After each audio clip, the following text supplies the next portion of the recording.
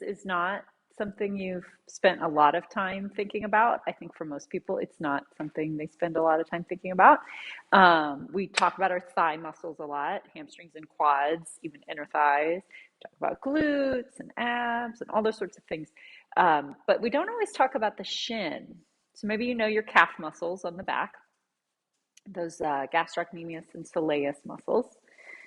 There's a muscle along the front that maybe you know about due to shin splints. People get shin splints and that muscle pulls a little away from the bone. So maybe if you've had shin splints, you felt that muscle, or maybe you have had some thoughts about that before.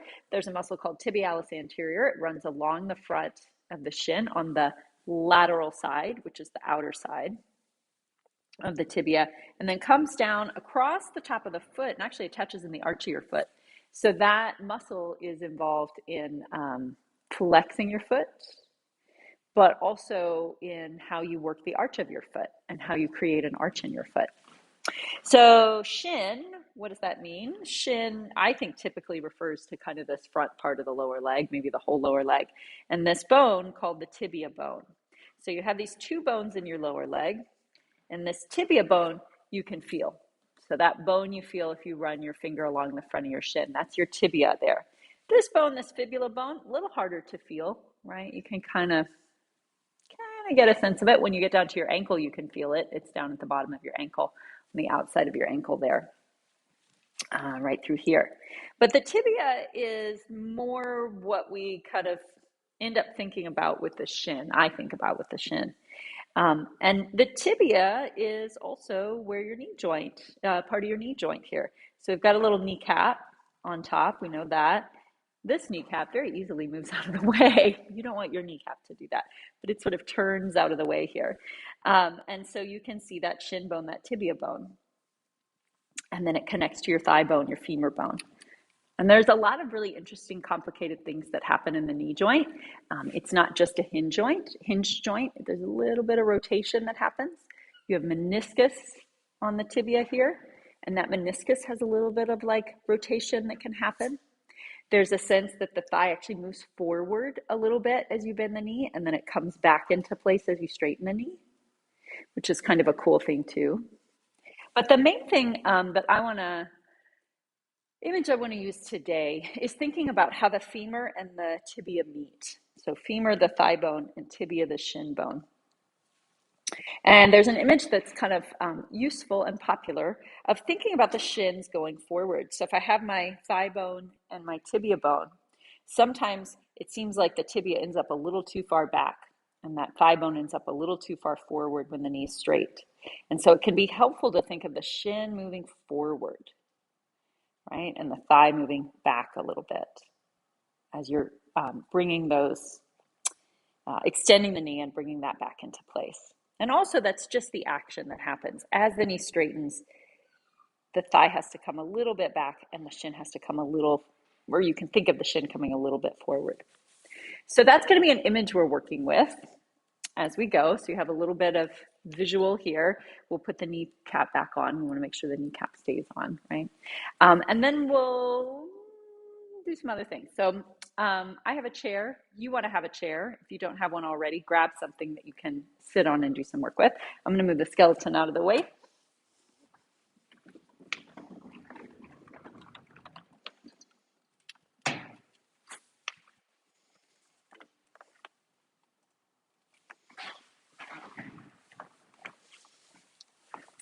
And then let's start with just putting your hands on your lower leg a little bit. There's no real right or wrong way to do this, but kind of waking up, maybe a little bit of massage down the muscles. Probably you feel your big juicy calf muscles.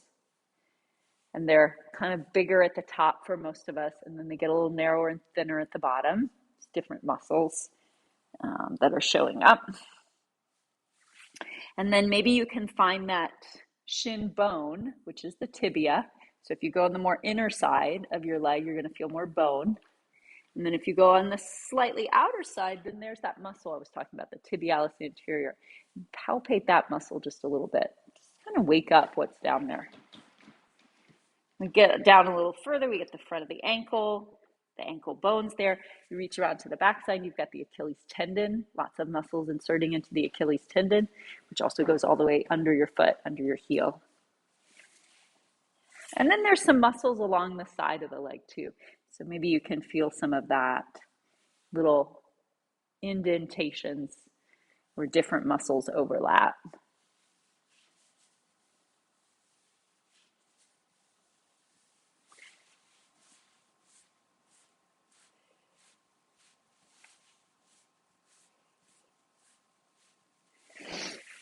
And then just take a moment and feel both legs as you're sitting. And do you feel a little bit of a difference between those two shins? Possibly more awareness in the one shin you just worked with. Maybe that foot feels a little more relaxed or that hip feels a little more relaxed. That's what I'm feeling. Like everything actually opened up a little more. My foot feels a little more grounded on that side. It's a little warmer, just like has a little more sensation. Any of those might be something you would feel there. Let's do the other side. So big calf muscles, we can all find those. Some people might think they have little calf muscles, but in relation to the other muscles, they tend to be big.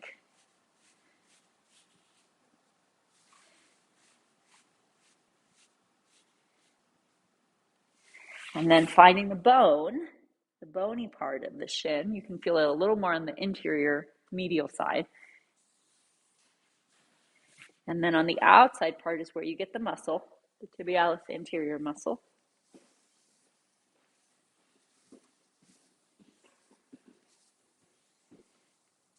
And then you can feel down there those two ankle bones. One is the tibia, one's the fibula. The outer side of the leg, Fibularis muscles, also known as peroneus muscles, depending on which book you're reading.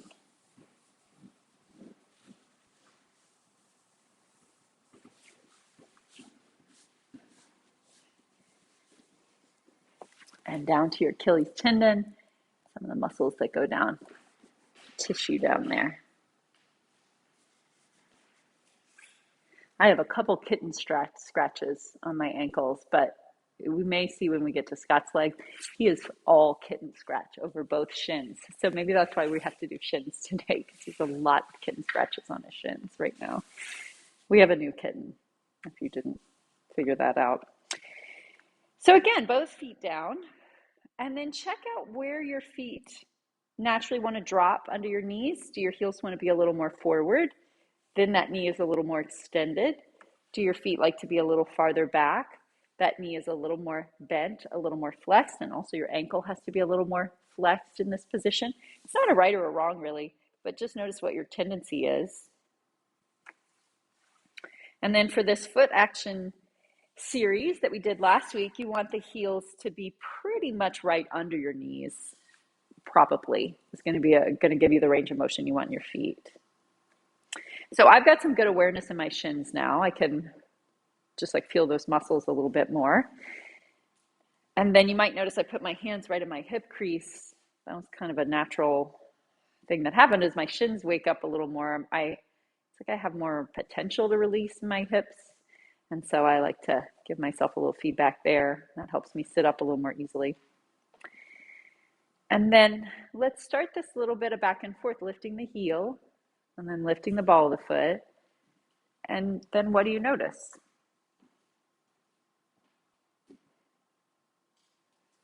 I'm noticing my feet, but I'm also noticing the muscles in my shins and my lower leg a little bit more. They're just a little more available to me, sensation-wise.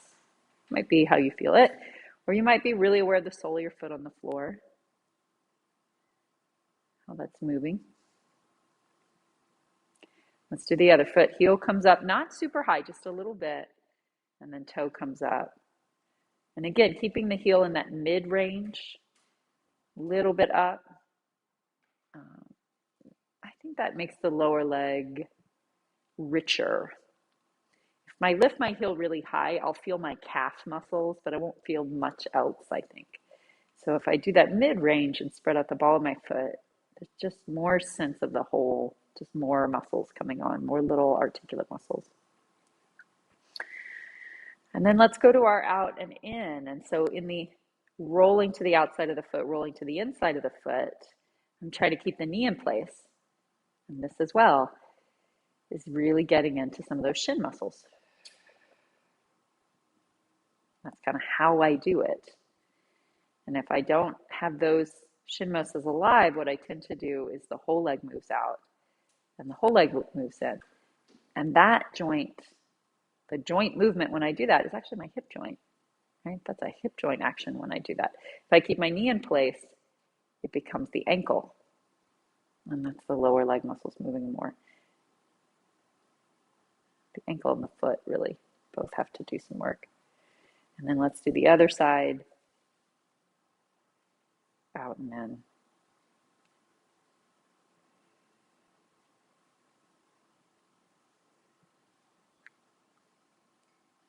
And then let's do a circle around, one each direction. So the outside of the foot, heel down, ball the foot up, inside edge of the foot, and then ball the foot.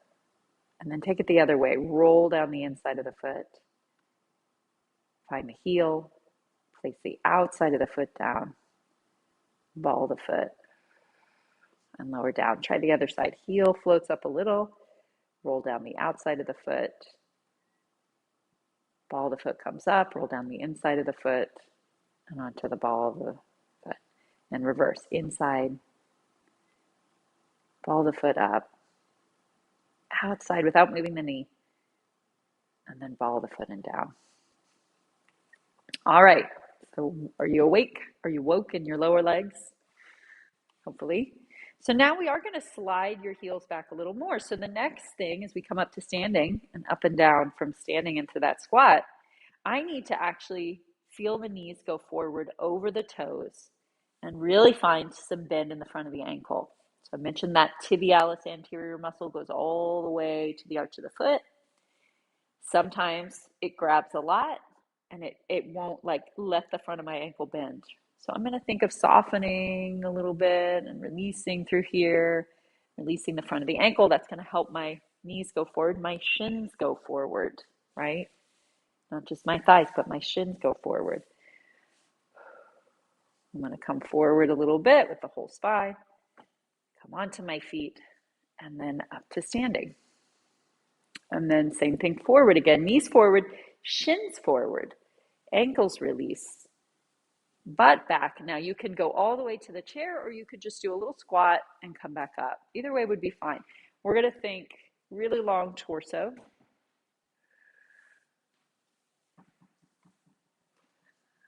And back up. Shins right at the base of the knee. Shins forward, ankles release.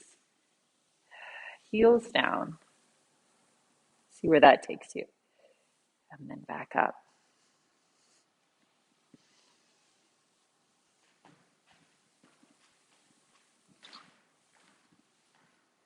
And one more time.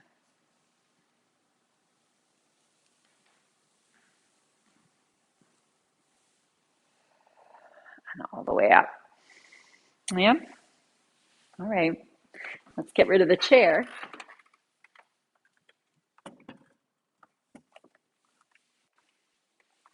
Okay, and then let's come down to the mat.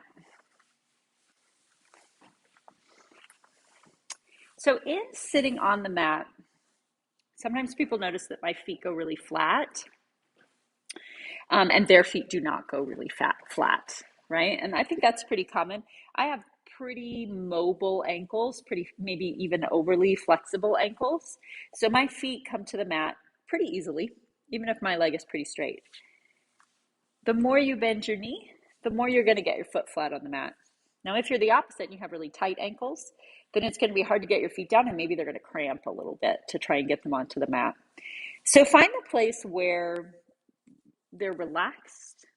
You feel like your ankles are relaxed, but your knees are pretty bent, right? Because they just are going to have to be bent in order to keep the feet anywhere near the floor. Yeah. And then we're going to play a little bit with like, okay, shins forward. If I thought of the top of the shin, the bottom of the knee going forward a little bit, I'd be relaxing in the back of my knee. It's not a movement really, it's an image. So just imagine that happening. Don't worry about too much sensation. And then as they go forward, it's like they waterfall, right? Your shins are Niagara Falls. They just waterfall down. And that releases down through the front of the ankle and just pours out into the ground. And then rolling back a little bit and observe what happens. Can you keep thinking shins forward and feet relaxed and Niagara Falls along the front of your shin? Same thing as you come up. So I'm not going all the way down, right? That's all right. I actually bring my feet in a little closer. Poor Scott. I just keep looking at either camera. He's trying to figure out where to put me. I can't decide. I want to show both. So by bending my knees more, I'm going to make it more challenging, but it's going to feel more grounded in my feet. And so that's what I'm playing with. And then I can get that shin feeling a little more. So just find your kind of balance point for your knees. And then waterfall down the front of the shins, through the feet, into the floor. How far do you roll back before the feet want to come up? Come back up. Take it a couple more times. Rolling back. Put your hands wherever might be helpful.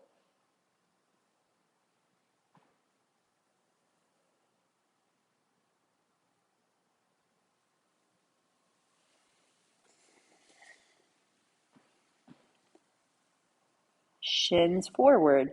I can feel how my knees want to tighten up and pull my shins back. I'm going to keep thinking shins forward, shins forward. This time all the way back to the mat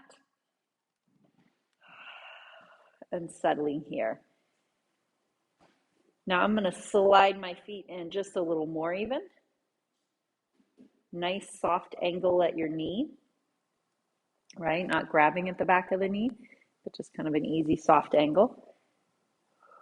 That released front of the shin down through the ankles and the feet. Couple breaths here on your back. And then again, without pushing anything, without trying to force a sensation, you just kind of imagine your skeleton, just like I showed you on the plastic skeleton. Imagine your internal skeleton and that tibia bone, that shin, sliding a little bit forward.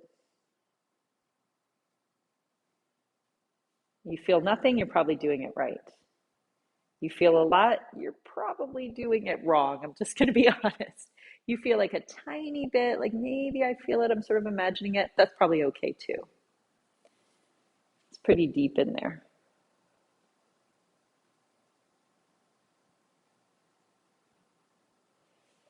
And then let's do our knee folds, focusing on the foot that stays down. Waterfall shin forward. Right leg comes up. Place it back down and then focus on that right foot, aligning from the shin down to the foot as the left leg comes up. And then you place the left leg down, take a moment and focus on how that settles, and then take the right leg up.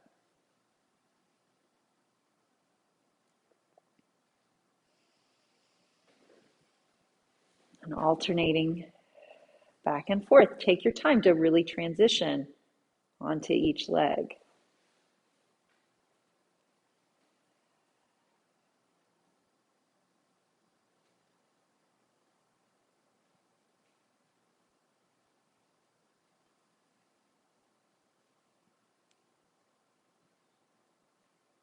So this means as the knee comes up too, sometimes people really straighten their leg to lift their knee. If you've really got that shin soft, your knee's actually going to fold a little more as the leg comes off, right?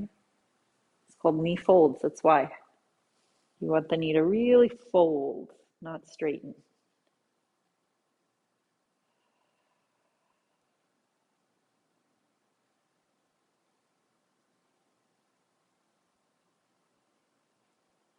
Last time, finish up this set.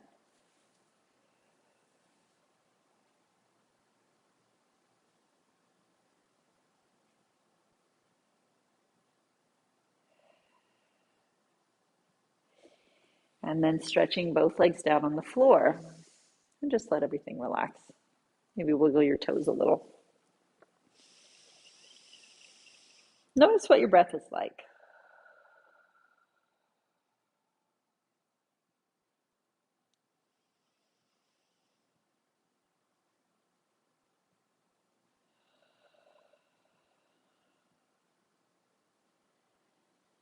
All right, so I'm going to take the right leg and leave it straight on the floor. Bring the left thigh in, holding the back of your thigh, and then fold back of the knee really easy, calf really easy. Fold that lower leg all the way down.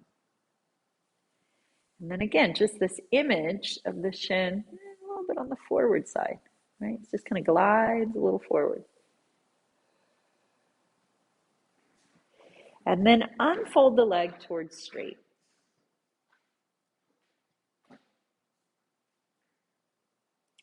And then same thing here. Imagine as the leg straightens, the shin floats a little forward, right? So that would be, oh, we're all upside down, but maybe you can feel it, right? Like the shin floats towards the wall that's behind you. The shin floats the direction your head is. And then release it all down. Just see what it's like. If that feels like too tense of an image, just imagine, just be aware of your shins being loose and easy as they come up, not gripping in your foot or your ankle or your calf.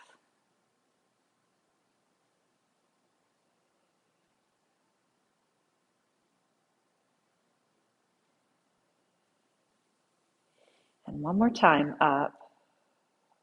We're going to leave it there. Now, hopefully, as you line up the lower leg a little more, feel the shin, feel the ankle, feel the foot, feel the toes. And then see if you can get a sense of your pelvis and your lower belly. I was feeling that a lot on the knee folds. Maybe you were. Can you use that same strength to hold your leg up there without your hands? And then take some leg circles using whatever images are working for you. As you circle, inhale across, exhale.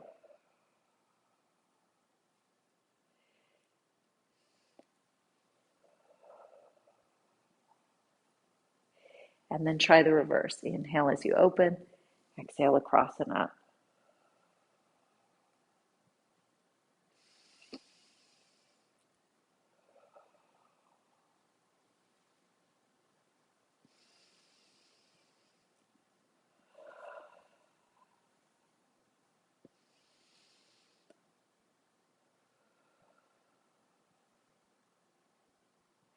And then rest your leg down and let everything relax. Again, take a moment, compare right leg to left leg. Just like earlier when we were on the chair, I'm feeling that whole right leg just really relaxed now, all the way up through the hip and the pelvis. Still aware of the lower leg and the foot. A little bit the back of my knee. Let's try it on the left side, or on the right side, sorry. I'm mirroring and I'm getting my words wrong, so whichever leg you did. Hopefully you're smart enough to figure out my confusing words. So you have your right leg in if you're mirroring me. We're going to start with that right knee really folded, shin really relaxed.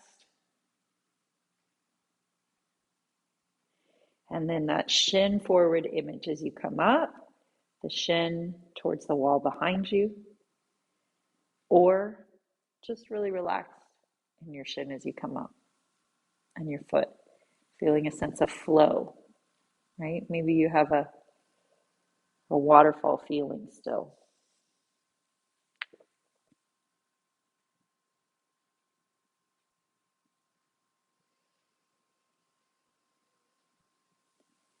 Next time your leg's up, hold it there. Take a moment to feel the connection from your foot to your ankle to your shin, your knee, your belly.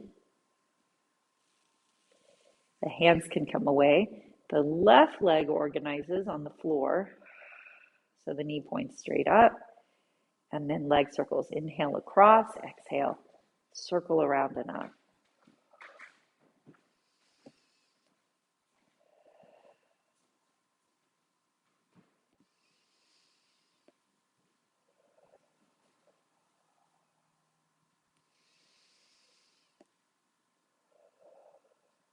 Reverse it. Inhale, open, exhale, cross and back to center.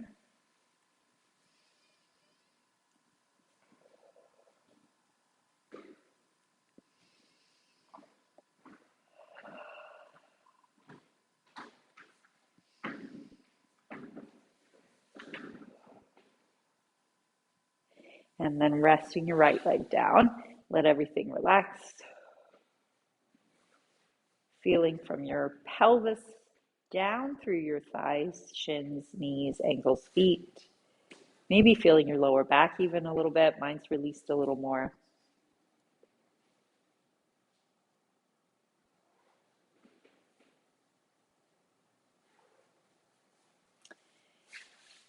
And then take hold of the back of your thigh. Bring yourself up to sitting. All right, I have 3 minutes. I'm going to use my 3 minutes. So let's look at rolling like a ball. So again, getting into this more bent knee position, pretty good bend in the knee. And then I'm going to put my hands on my shins, right, on my tibia, which is below my kneecap, right? I'm going to have my heels together, my toes apart. Round spine, the belly, like we're working it. And then it's not so much a push. It's not going to be effortful, but I'm just going to imagine the shins pour into my hands. They just have a sense of really connecting forward right underneath my hands. And as my shins glide forward, my belly pulls in. And as my shins glide forward and my belly pulls in, my heels come up just a little bit off the floor. And then belly and shins forward, heels up. I tip just a tiny bit back and my feet are all the way off the floor. I mean, this is enough, right? You could just sit here like this and breathe. I'm not lifting my feet up, right? There was no moment where I said my feet push. It's way up at my top of my shin into my hands, not the bottom of my shin. Little tiny rocking chair you could add. Tipping back and then shins into hands, tipping forward. Belly back. And then shins into hands.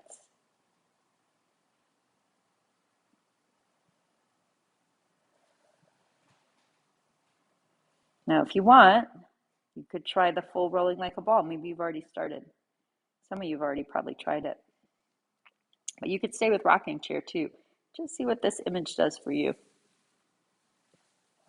in the rolling like a ball. Trying to keep this shape.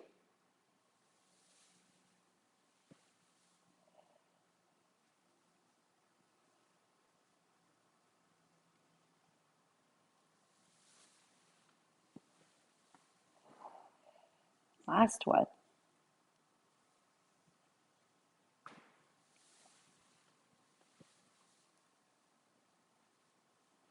And then resting. All right. So that was, for me, that was really interesting. I felt like my lower pelvis just came on. Like my belly worked and I curled my pelvis a little more when I did it that way, which I think is often the case when you connect in with the shins. It connects with that lower part of the pelvis a little more, the lower psoas. So anyway, yeah, I'm going to pass off. He doesn't have a kitten in his lap, so he's going to go ahead and teach. It was touch and go whether he would teach.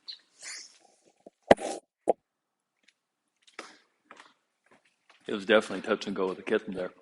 So let's continue with this theme. Let's start off in standing. And your feet comfortably hip width apart.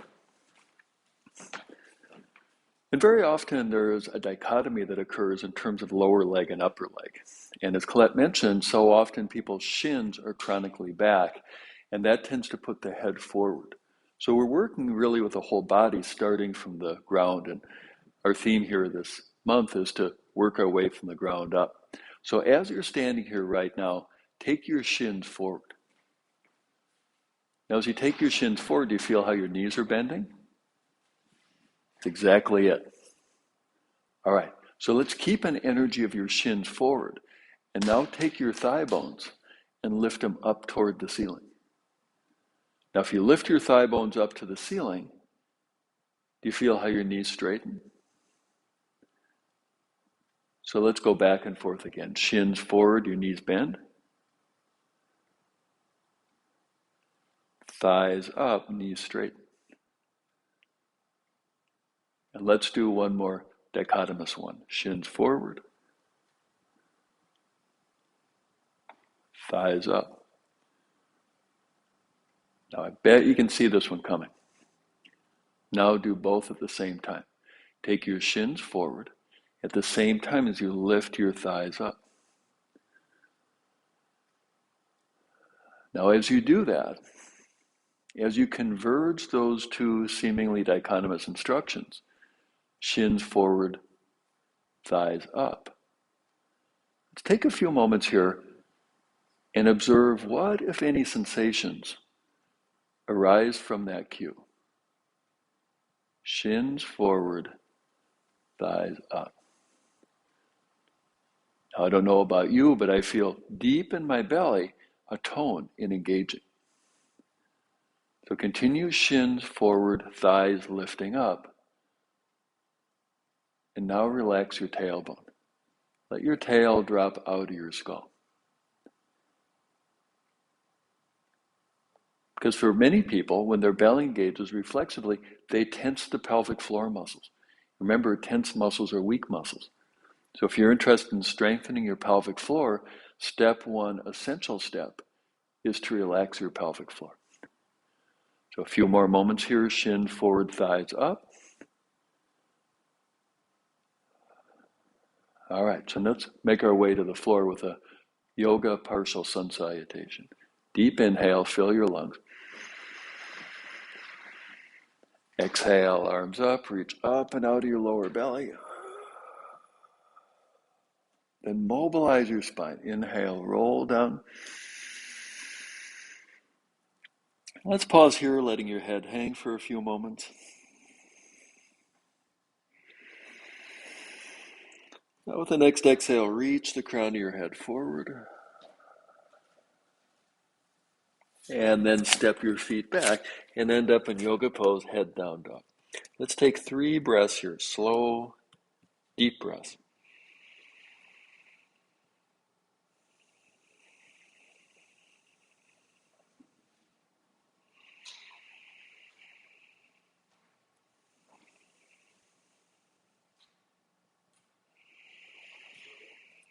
And then come on down to your knees and down to the floor, onto your back. All right, so let's begin with heels pretty and close to your butt. Knees bent, feet flat upon the floor. And let's move directly into a shoulder bridge position. Lift your hips up. And with your hips up in the air, let's hold here for a few breaths. Now, as we continue holding here, what happens for a lot of people is the lower back gets compressed. So shoulder bridge has so many great benefits, but it's not out of the realm of possibility that there's some lower back compression. So let's go ahead and roll the spine back down. So how can we get all the many good benefits of shoulder bridge and decompress the lower back. You can probably see this one coming. Bring your mind to your shins. And rather than thinking of lifting your shins up, lifting your hips up, think about moving your shins out over your toes. Move your shins away from your head. And as your shins literally move out over your toes, maybe you can see it in the video. Do you feel how your hips lift up? And as you keep your shins moving out over your toes, maybe you also feel how your lower back, rather than getting compressed, is decompressed. So shins forward, let's take a few more breaths here. Then as best you can, keep your shins moving forward out over your toes as you reluctantly lower your spine down segment by segment. See if you can keep that energy of shins out over your toes as you set your spine down segment by segment by segment.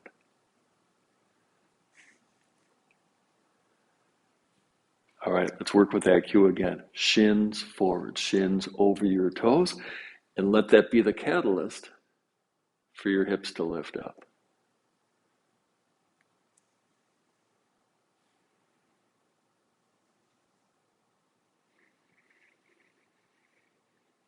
And then keep your shins going out over your toes as you lower your spine segment by segment. Now, many people report that by keeping the shins forward, by elongating the lower back, they have more insight into mobilizing the spine.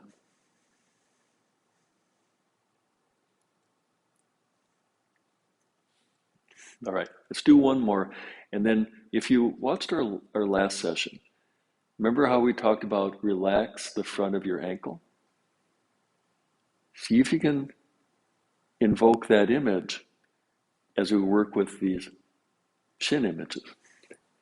So relax the front of your ankle as you take your shins out over your toes. Move your shins out over your toes to lift your hips up to mobilize your spine. Now, one of the ways you can release the tension in the front of the ankle is to rest your toes on the floor. So letting your toes rest heavily upon the floor. Keep that length in your spine as you roll your spine down, segment by segment, bit by bit, piece by piece.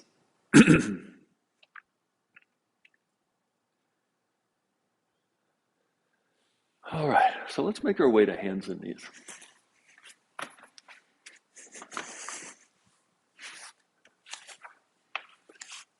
And then from hands and knees, turn your toes under. And then come on up into yoga pose, head down dog. So one of the things I like about head down dog is there's my shins right there in the field of vision.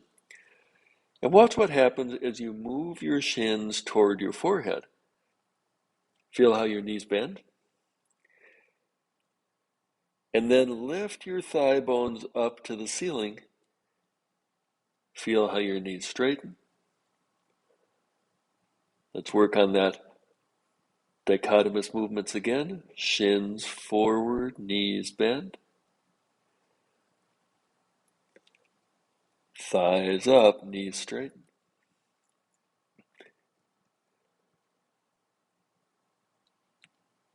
Shins forward. You can probably see your knees bend. Thighs up. You can probably see your knees straighten. All right, let's step feet forward, ending up in gorilla. Fold, let your head hang. And then another chance to mobilize your spine, roll up.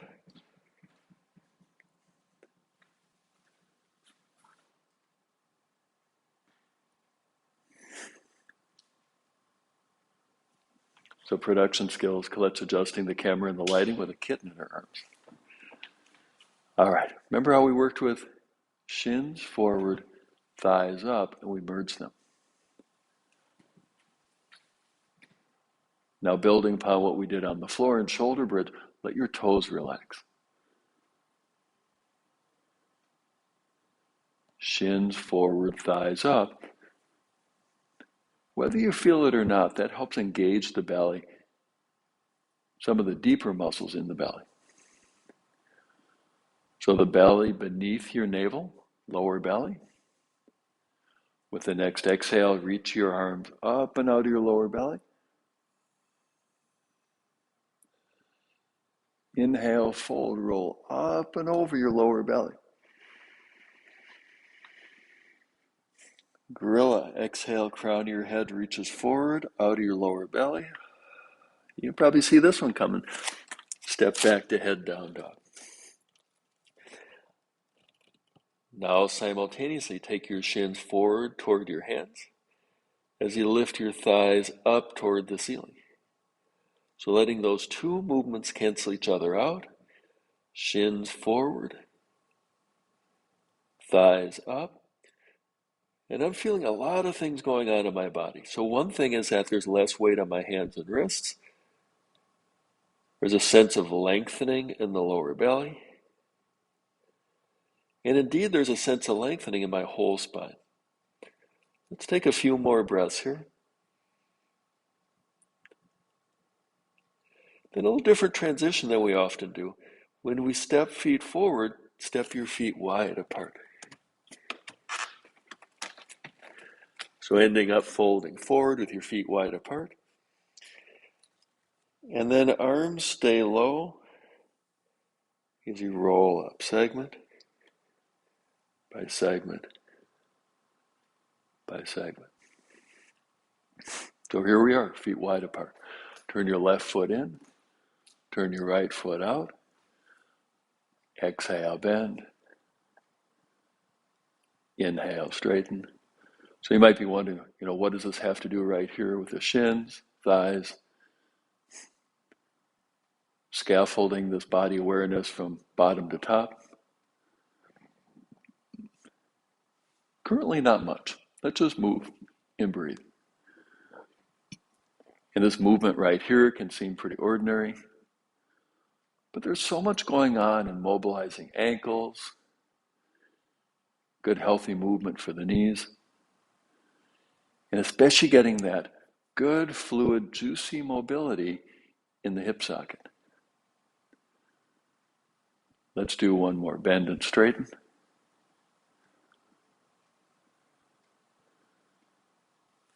And turn both feet back to the front. Second side, turn your right foot in, turn your left foot out. Exhale, bend. Inhale, straighten. Now this may not seem like a really big ankle movement, but especially as we get older, ankles tend to really seize up. And to go through this range of motion where your knee goes out over your foot. Straighten. Bend. Couple more. Straighten. Bend. Up. Back to the front. And step your feet back together. So here's a little trick. Let's say you want a stiff and tense neck. I don't know why you'd want that, but let's say you did. The most effective way I know to stress out and tense your neck is to lift your toes up. Go ahead and try it. It's not true for everybody, but a lot of people, when they lift their toes up, there's a little bit of tension that reveals in the neck. Well, of course, the corollary is true. If you want more freedom in your neck, don't lift your toes up. Let your toes drop down. That's related to that cue from last week. Relax the fronts of your ankles. As you continue to release the fronts of your ankles, to engage the lower belly to support healthy optimal posture. Shins forward, counteracted by thighs lifting. Let's take a few breaths here. I just felt that as I did this cue in my lower body, I went from being 6'6" to 6'6.5". All right, so now let's take some of these ideas into what we just did. Step your feet wide apart. Turn your left foot in and then your right foot out. Now bring your mind to your shin. And with the next exhale, move your shin out toward your toes. And pause there. Now to engage particular muscles that support improved posture. Keep the energy of your shin moving out over your toes as you draw your thigh bone up and away. So there's sort of a reluctance for the knee to straighten.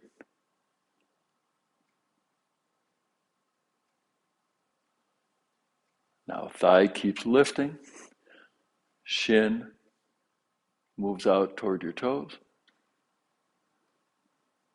Shin keeps moving out over your toes as you draw your thigh bone up. Let's do one more like that. Thigh keeps lifting, shin prevails. Shin keeps moving out over your toes as thigh prevails. Then turning back to the front. And then stepping your feet together. So ordinary standing, we've done something on one side, not yet the other side. Let's take a few moments quietly and ask the open question, do the two sides feel the same? If not, what is the experience of their differences?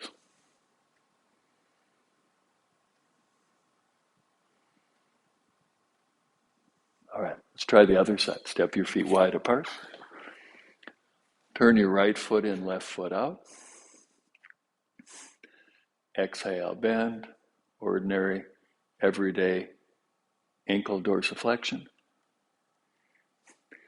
Then keep your shin moving out over the toes as you pull that thigh bone up and out of the shin.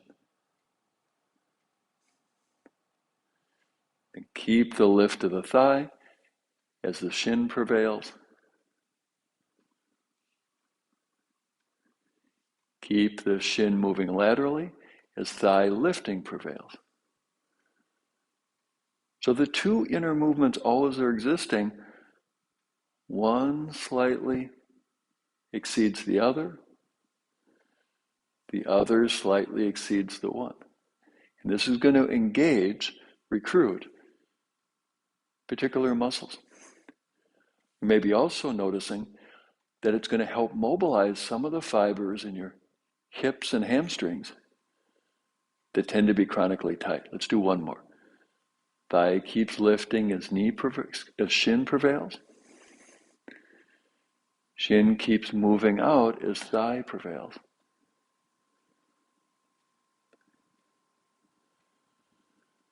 And turning back to the front and stepping your feet together. Ordinary standing. This is my favorite kind of standing.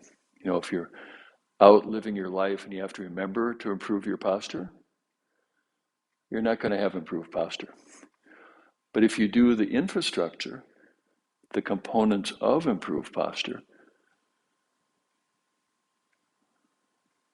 well, I'm willing to bet right now, you're standing pretty tall without having to expend a lot of effort to do so. Let's make our way to the floor. But before we do so, let's get the lower belly involved to create even more length, more ease in the spine. Little bit of effort of shins forward. Little bit of effort of thighs lifting. Then from your lower belly, exhale, reach your arms up. Inhale up and over your lower belly. Exhale, gorilla, up and out of your lower belly. Inhale, head down dog. And just like we worked in head down dog last time, keep an eye on your shins, shins forward. At the same time as you lift your thigh bones up to the ceiling, see if you can find their merging, their interface.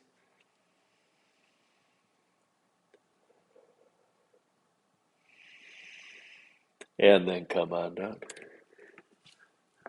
All right. So to conclude this portion here of half and half, have a seat.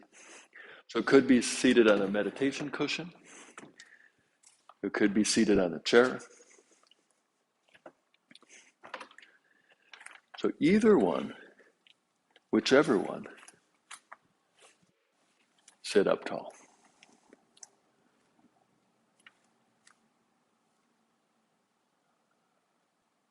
So all the shins, thighs, knees, ankles, feet, all that stuff, let it fall away.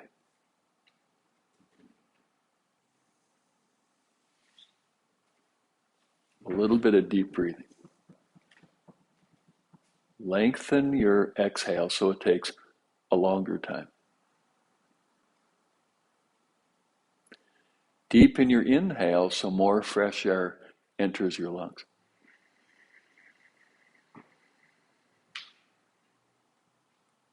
Lengthened out breath.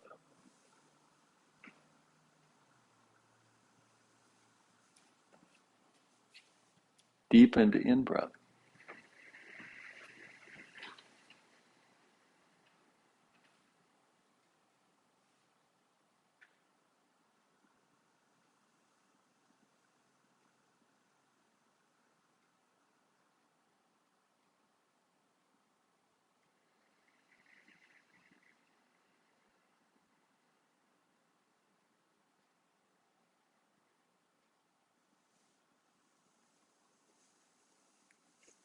To further deepen your in-breath, fill your whole rib cage.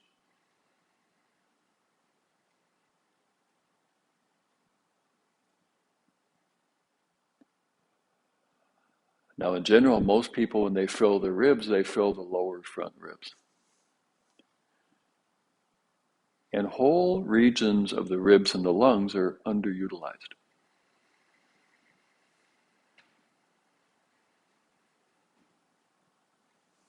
And this is particularly true as we get older. To harness the power of your mind. As you inhale, fill your back ribs.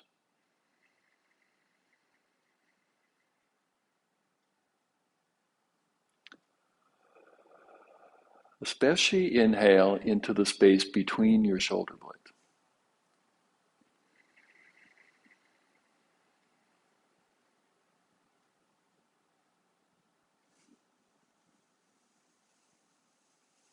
And the space that is beneath your shoulder blades.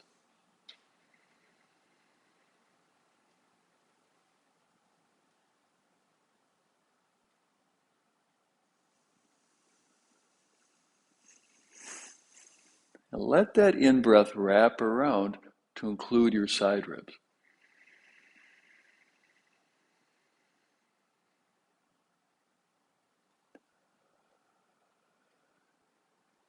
Deep inhale up into your armpits.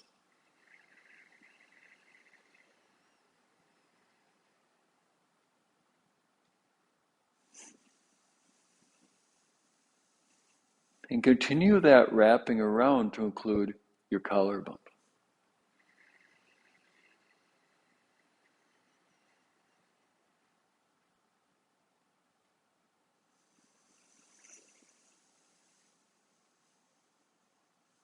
Two more deep breaths.